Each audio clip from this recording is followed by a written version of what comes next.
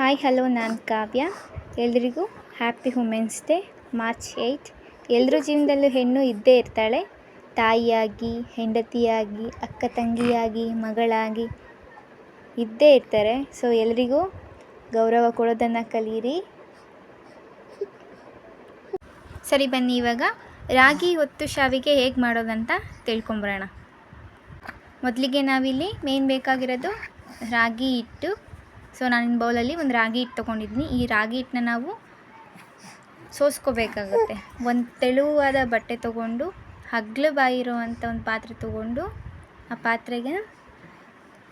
ಪಾತ್ರೆಗೆ ಈ ಥರ ಬಟ್ಟೆ ಹಾಕ್ಕೊಂಡು, ಬಟ್ಟೆನ ಟೈಟಾಗಿ ನಾಟ್ ಮಾಡಿಕೊಂಡು, ರಾಗಿ ಹಿಟ್ಟನ್ನ ಅದ್ರ ಮೇಲೆ ಹಾಕ್ಕೊಂಡು ಫೈನಾಗಿರೋ ಪೌಡರ್ನ ಮಾಡ್ಕೊಬೇಕಾಗುತ್ತೆ. ನೋಡಿ, ಇಲ್ಲಿ ನಾನು ಮಾಡ್ತಾಯಿದ್ದೀನಿ, ನೀವು ಆ ಥರ ಮಾಡ್ಕೋಬೋದು. ಆ ಥರ ಮಾಡಿಕೊಂಡ್ರೆ ನಮಗೆ ಒಳಗಡೆ ಒಂದು ಪೌಡರ್ ಸಿಗುತ್ತೆ. ನೋಡಿ, ನಾನು ಮಾಡ್ಕೋತಾ ಇದ್ದೀನಿ, ನೀವು ಆ ಥರ ಬೇಕಾದರೆ ಮಾಡ್ಕೋಬೋದು. ರಾಗಿಯಲ್ಲಿ ತುಂಬ ಕ್ಯಾಲ್ಸಿಯಂ ಇರುತ್ತೆ, ನಿಮಗೆಲ್ರಿಗೂ ಗೊತ್ತೇ ಇರುತ್ತದು. ನೋಡಿ, ಈ ಥರ ಒಂದು ಪೌಡರ್ ಸಿಗುತ್ತೆ. ಈ ಪೌಡರಿಂದ ನಾವು ಶಾವಿಗೆನ ಮಾಡಬೇಕಾಗುತ್ತೆ. ನೀವು ಈ ಥರ ಮಾಡ್ಕೋಬೇಕು. ನಾನು ಆಲ್ರೆಡಿ ಮಾಡ್ಕೊಂಡಿದ್ದೀನಿ ಸ್ವಲ್ಪ. ನೆಕ್ಸ್ಟ್ ಬೇಕಾಗಿರೋದು ಶಾವಿಗೆ ಅಂತಹ ಒಂದು ಒಳ್ಳು. ಇದರಲ್ಲಿ ಚಕ್ಲಿ ಎಲ್ಲ ಒತ್ತುತ್ತಾರೆ. ಇದರಲ್ಲಿ ಚಕ್ಲಿ ಡಿಸೈನು ಮತ್ತು ಶಾವಿಗೆ ಮತ್ತು ಡಿಸೈನ್ಸು ಎಲ್ಲ ಇರುತ್ತೆ. ನೆಕ್ಸ್ಟ್ ಬೇಕಾಗಿರೋದು ಶೋಧಿಸ್ಕೊಂಡಂತಹ ರಾಗಿ ಹಿಟ್ಟು, 1 ಕಪ್ ಕಾಯಿ ತುರಿ, 3 ಏಲಕ್ಕಿ, 1 ಕಪ್ ಹುರ್ಗಡ್ಲೆ, 1 ಕಪ್ ಬೆಲ್ಲ, 1 ಪಿಂಚಷ್ಟು ಸಾಲ್ಟ್. ಮೊದಲಿಗೆ ನಾವಿಲ್ಲಿ ಹುರ್ಗಡ್ಲೆನ ಪೌಡರ್ ಮಾಡ್ಕೊಳ್ಳೋಣ. ಹುರ್ಗಡ್ಲೆನ ಪೌಡರ್ ಮಾಡಿಟ್ಕೊಳ್ಳೋಣ. ನಾನು ಪೌಡರ್ ಮಾಡ್ಕೊಂಡಿದ್ದೀನಿ. ನೆಕ್ಸ್ಟ್ ಕಾಯಿ ತುರಿ ಮತ್ತು ಏಲಕ್ಕಿನ ಒಂದು ಫೈನ್ ಪೇಸ್ಟಾಗಿ ಮಾಡ್ಕೊಳ್ಳೋಣ.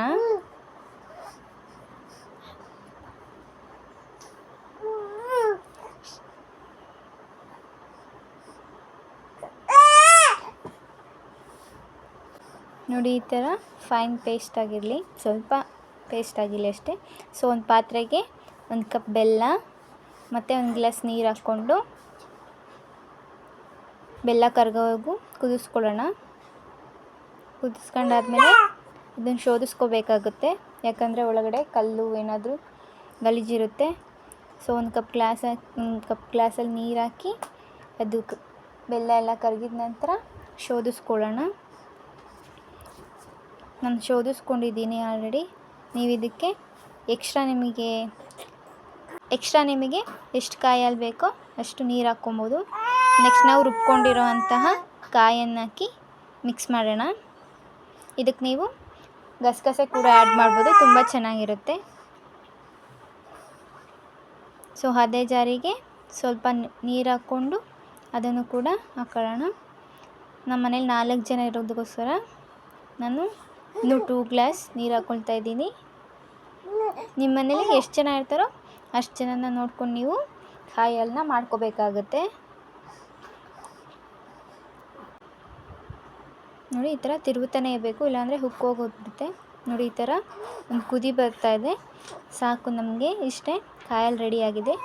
ನೆಕ್ಸ್ಟ್ ನಾನಿಲ್ಲಿ ಒಂದು ಪಾತ್ರೆಗೆ 1 ಗ್ಲಾಸ್ ನೀರು ಮತ್ತು 1 ಪಿಂಚಷ್ಟು ಸಾಲ್ಟ್ ಹಾಕ್ಕೊತಾ ಇದ್ದೀನಿ. ನೀವು ಕೂಡ ನಿಮ್ಗೆ ಎಷ್ಟು ಜನ ಇರ್ತಾರೋ ನೋಡಿಕೊಂಡು ಅಷ್ಟು ಹಾಕ್ಕೋಬೇಕಾಗುತ್ತೆ. ನಾನಿಲ್ಲಿ 4 ಜನಕ್ಕಷ್ಟೇ ಮಾಡ್ತಾ ಇರೋದ್ರಿಂದ ನಮ್ಗೆ 1 ಗ್ಲಾಸ್ ನೀರು ಸಾಕಾಗುತ್ತೆ. ನೋಡಿ, ನೀರು ಕುದೀತಾ ಇದೆ. ಇದಕ್ಕೆ ನಾವು ಶೋಧಿಸ್ಕೊಂಡಿರೋಂತಹ ಹಿಟ್ಟು ಹಾಕ್ಕೊಂಡು ಮುದ್ದೆ ಥರ ಮಾಡ್ಕೊಬೇಕಾಗುತ್ತೆ. ಇಲ್ಲಿ ಪೌಡರು ತುಂಬ ನೈಸಾಗಿರೋದ್ರಿಂದ ನೋಡಿಕೊಂಡು ನಾವು ಮುದ್ದೆನ ಮಾಡ್ಕೊಬೇಕಾಗುತ್ತೆ. ಸೊ ಇಲ್ಲಾಂದರೆ ಗಂಟಾಗೋ ಸಾಧ್ಯತೆ ಇರುತ್ತೆ. ನೋಡಿ, ರಾಗಿ ಹಿಟ್ಟನ್ನು ಹಾಕ್ಕೊಂಡು ನಾವು ನಿಧಾನಕ್ಕೆ ಈ ಥರ ಮಿಕ್ಸ್ ಮಾಡಬೇಕು, ಇಲ್ಲಾಂದರೆ ಗಂಟಾಗಿಬಿಡುತ್ತೆ. ನೀವು ಮೊದಲಿಗೆ ಇಲ್ಲಿ ಬಿಸಿನೀರನ್ನು ತೆಗೆದಿಟ್ಕೊಂಡಿದ್ರೆ ನಿಮ್ಗೆ ಅಕಸ್ಮಾತ್ ಗಟ್ಟಿಯಾದರೆ ಆ ಬಿಸಿನೀರನ್ನು ಹಾಕ್ಕೊಂಡು ಮಾಡ್ಕೊಬೋದು. ನೋಡಿ, ಈ ಥರ ಕುದೀತಾ ಇದೆ.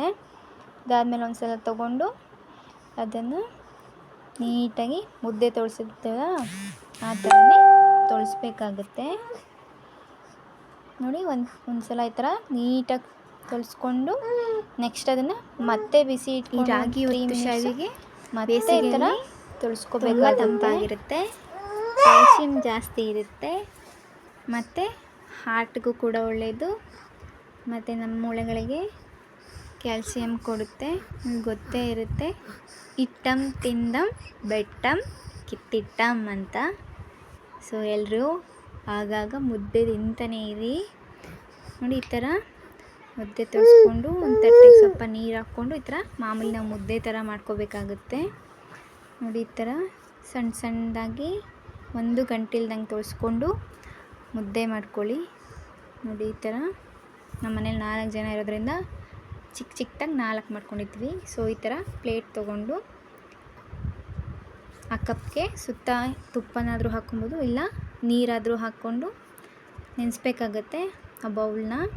ಅದರೊಳಗಡೆ ಬಿಸಿ ಬಿಸಿಯಾಗಿರೋ ಮುದ್ದೆ ಹಾಕ್ಕೊಂಡು ನಾವು ಶಾವಿಗೆನ ಹೊತ್ಕೋಬೇಕಾಗುತ್ತೆ. ಇಲ್ಲಾಂದರೆ ಮುದ್ದೆ ಹಾರ್ಕೊಂಡು ಹೋಯ್ತು ಅಂದರೆ ಶಾವಿಗೆ ಅಷ್ಟು ನೀಟಾಗಿ ಬರೋದಿಲ್ಲ, ಅದಲ್ಲೇ ಕಚ್ಕೊಂಡ್ಬಿಡುತ್ತೆ ಒಳಗೆ.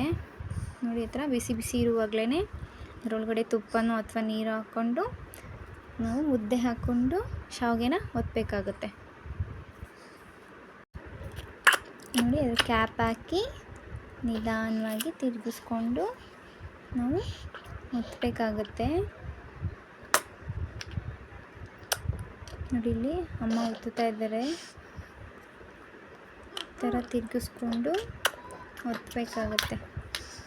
ನೋಡಿ ಬೇಕಾದರೆ ನಾವು ಇದನ್ನು ಈ ಥರ ಶಾವಿಗೆನ ಒತ್ಕೊಂಡು ಒಣಗಿಸ್ಕೊಂಡು ನೂಡಲ್ಸ್ ಥರ ಬೇಕಾದರೂ ಮಾಡಿಕೊಂಡು ತಿನ್ಬೋದು. ಮಕ್ಕಳಿಗೆ ಇವಾಗೆಲ್ಲ ನೂಡಲ್ಸ್ ಅಂದರೆ